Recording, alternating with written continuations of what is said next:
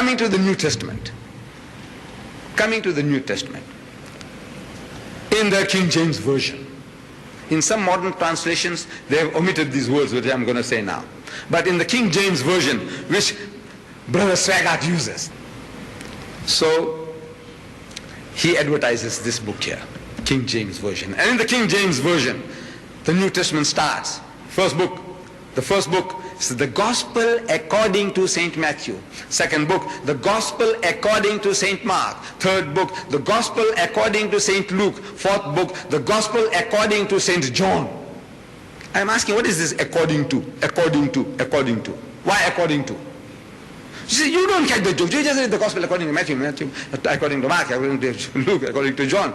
I said, what is this according? Why according to? This little publication, it says there, Ahmed Deedat. That's my book. I wrote it. I am responsible. You can take me to task. If I have made some utterances here which are false, you can take me to task, because this is my book. But if it was according to Ahmed Deedat, that means somebody else wrote it, not me. You are telling that according, maybe it was not according to what I am thinking, but you are attributing things to me. It could be a lie against me, but if I wrote it, I am responsible. But if somebody attributes something to me, say, according to Mr. Deedat, it could be false. So every book begins according to, because Matthew didn't sign his name, Mark didn't sign his name, Luke didn't sign his name, John didn't sign his name. These are anonymous books somebody had written. And they just say, well, I think this Matthew could have. I think this is the work of Mark. I think, it seems to fit Luke's mentality. I think only John could have spoken like that. So according.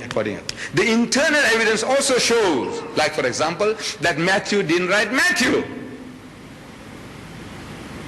Matthew, chapter 9, verse 9.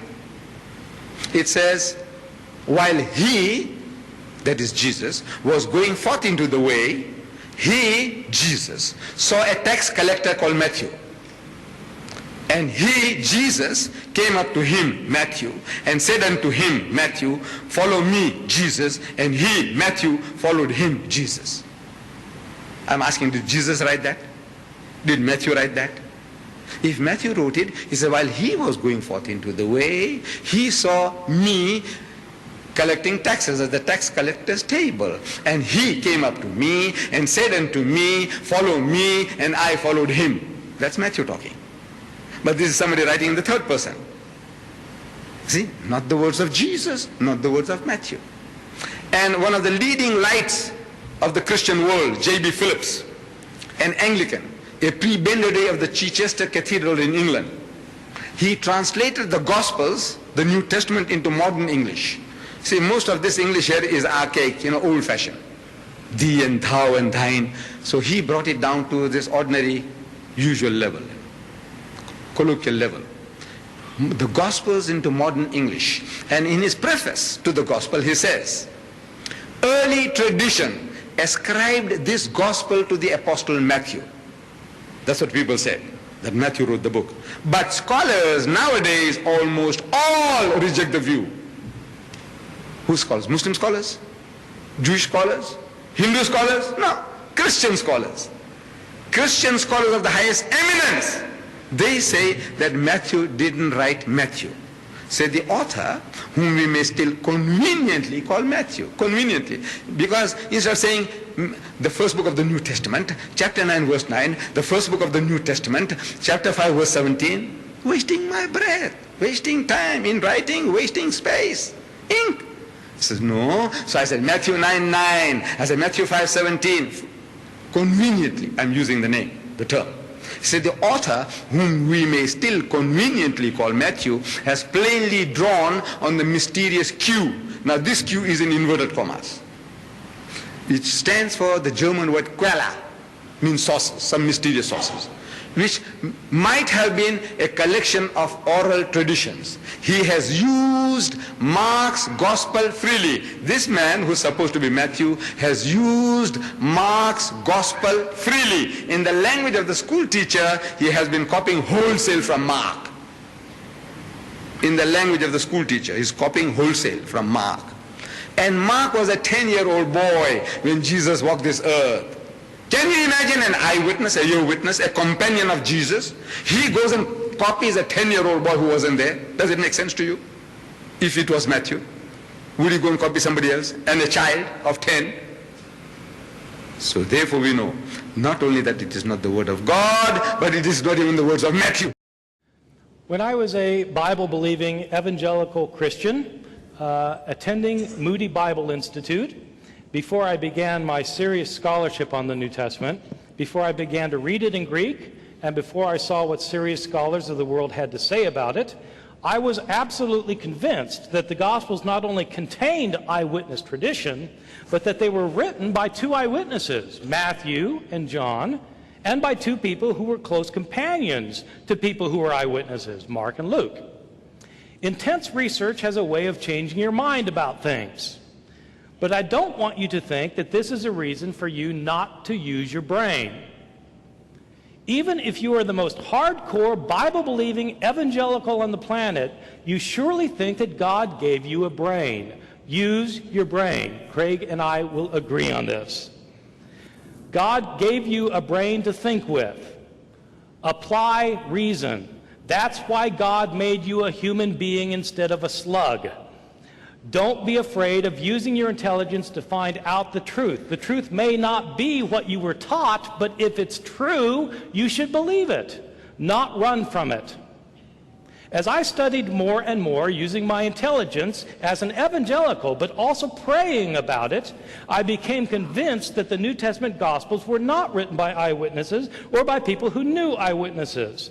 The first point to make is the rather obvious one that the Gospels don't claim to be written by eyewitnesses. They are all anonymous. The titles in your Gospels, the Gospel according to Matthew and so forth, were added by later editors. They were not put there by the original authors. Second point, none of the Gospels claims to be written by the person whose name it bears.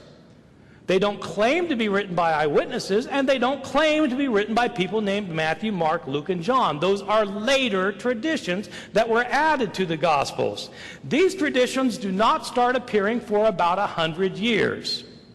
Some people think that there is an early church father named Papias who attests to the witness of Mark and Matthew, but in fact there are very solid reasons for thinking that Papias, who lived around the year 120 to 140, is not referring to our Mark or our Matthew. The first time anybody refers to Matthew, Mark, Luke, and John by name is Irenaeus in the year 180, 100 years after these books were written. My understanding of the Gospels, as they come down to us, is that they were anonymous, and we don't know their names, and they're not built on eyewitness testimony. But the important point that I want to make is that even if the Gospels were written by eyewitnesses, or even if they did contain eyewitness accounts, that would not guarantee that they were accurate. Think about our legal system today. Are eyewitnesses always accurate in what they report? If so, why do we have trials that call in testimony more than one eyewitness? If eyewitnesses were always 100% accurate in what they report, we wouldn't need law courts. If we wanted to know what happened, we would simply ask somebody. Eyewitnesses do not always get all the information right, but even if they did, it wouldn't matter because the Gospels of the New Testament don't claim to be written by eyewitnesses, and in fact they were not written by eyewitnesses. The Gospel writers were living 40 to 50 to 60 years after Jesus died. They wrote the Gospels in Greek. Jesus' language was Aramaic. These Gospel writers were living in a different country. Decades later, where did they get their information from? They were not the followers of Jesus. They don't claim to be followers of Jesus, the disciples. They're written by later people decades later in a different language. Where did they get their information from? They heard stories about Jesus that had been in circulation year after year after year, decade after decade, down to the time that the gospel writers living in a different country, speaking a different language, heard the stories. What happens to oral stories when they are transmitted orally? They change. The gospel writers have discrepancies among themselves because the stories that were told and retold were changed over time, and the gospel writers themselves sometimes changed the stories. That's why there are discrepancies. That's why scholars might be able to tell you generally what Jesus was about. They can list 8 things that Jesus did, but they can't tell you the details and agree. Why can't scholars agree? Because there are so many discrepancies that the Gospels are not reliable.